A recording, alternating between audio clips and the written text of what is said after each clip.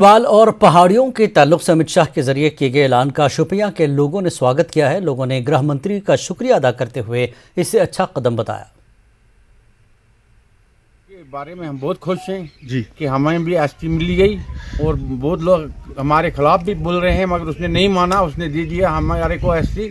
तो हम बड़े इसमें उससे साहब बड़े मशहूर हैं कि हमें भी एसटी में शामिल किया गया है। ये हमारी बहुत अरसे से डिमांड थी, बहुत अरसे थे, 99 से ज़्यादा से ज़्यादा थी हमारी ये डिमांड कि हमें एसटी दी जाए।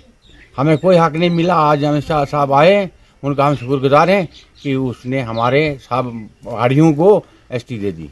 तो हमारी जो ये डिमांड एसटी की थी काफ़ी अरसे थी, काफ़ी साल हो गए। तो शुक्र अल्लाह का, पहले हम शुक्रिया करते हैं गवर्नर इंतज़ामिया का जिन्होंने हमारी बात आगे पहुंचाई। और देरहाना मांग आज अमित शाह साहब ने रजौरी आकर एसटी का ऐलान किया। हम तहे दिल से उसके शुक्रगुजार हैं, तहे दिल से उनको दिल से मुबारकबाद देते हैं कि आज उन्होंने एसटी का ऐलान किया। तो ये हमारी देरहाना मांग पूरी हुई, तो हम उनके बहुत बहुत तहे दिल से उनको मुबारकबाद भी पेश करते हैं।